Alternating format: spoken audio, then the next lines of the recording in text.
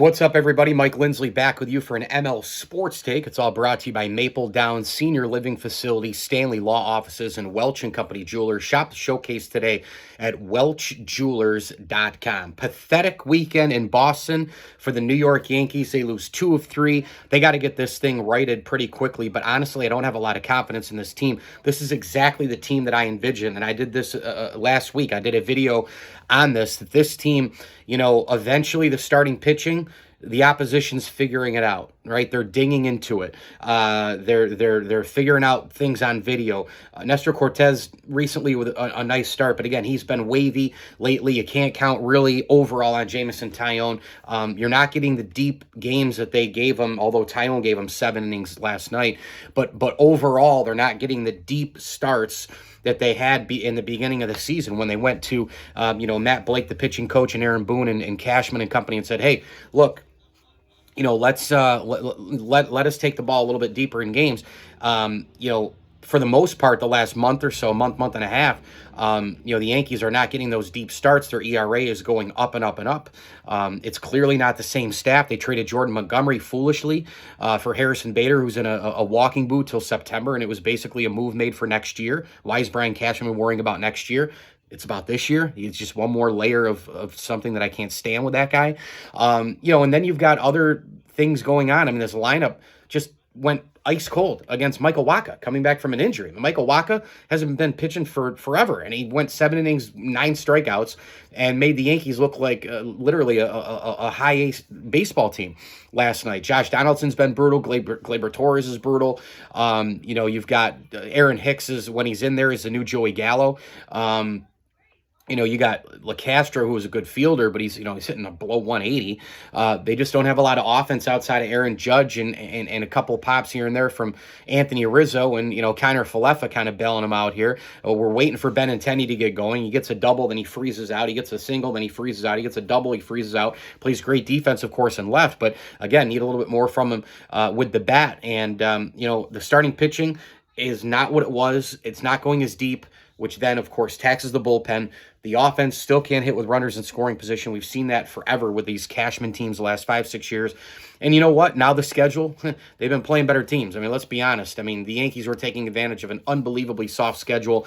And since the All-Star break, they've had to play Seattle, who just got Luis Castillo. They had to play St. Louis. They got swept. They had to play Seattle again. They had to play the Red Sox at Fenway.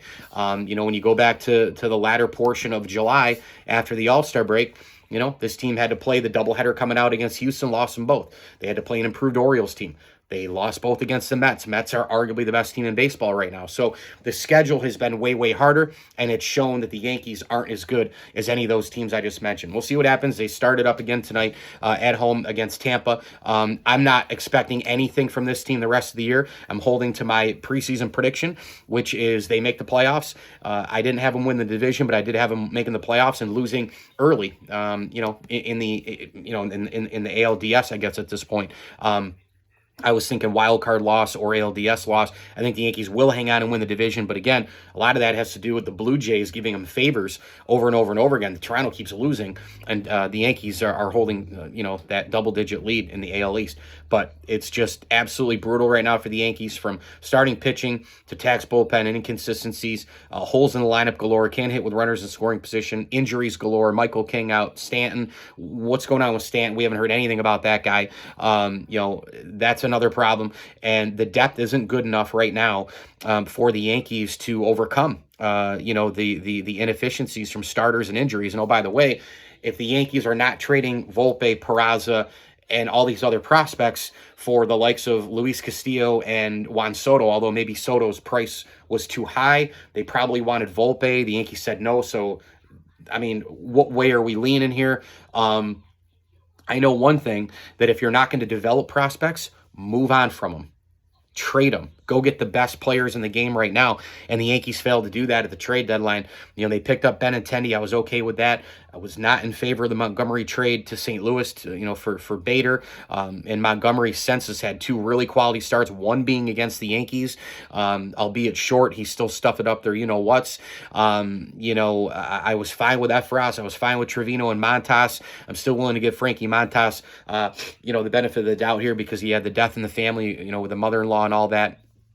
He did come back strong and pitch at Fenway pretty well. And the Yankees really should have gotten swept in the series if you think about it. I mean, they had to come back to win on that Saturday, night game. So things are not looking good for the Yankees. Plenty of baseball still left to play. But again, I don't have confidence in this team because all the things that I mentioned, and they have yet to show anything. They have yet to show anything. The last 5-6 years, this group hasn't proved anything. And why would it give you any hope for the rest of the season? I have none. This video is brought to you by our good friends over at Camillus Golf Club. Go play Camillus if you're in and around Central New York and New York State. Camillus Golf Club, 18 holes of unbelievable play. And, of course, great food and drink before, during, and after your round. You can book your tournaments for the rest of this year and next. And, of course, get your memberships for 2023 already as well. We are also sponsored in part by our great friends at Barks and Rec Doggy Daycare, Ken's Auto Detailing, and Prestwick Golf. I'm Mike Lindsley. Hit me on Twitter at Mike L Sports. Like this video, subscribe to my channel, and as I always tell you, enjoy the games.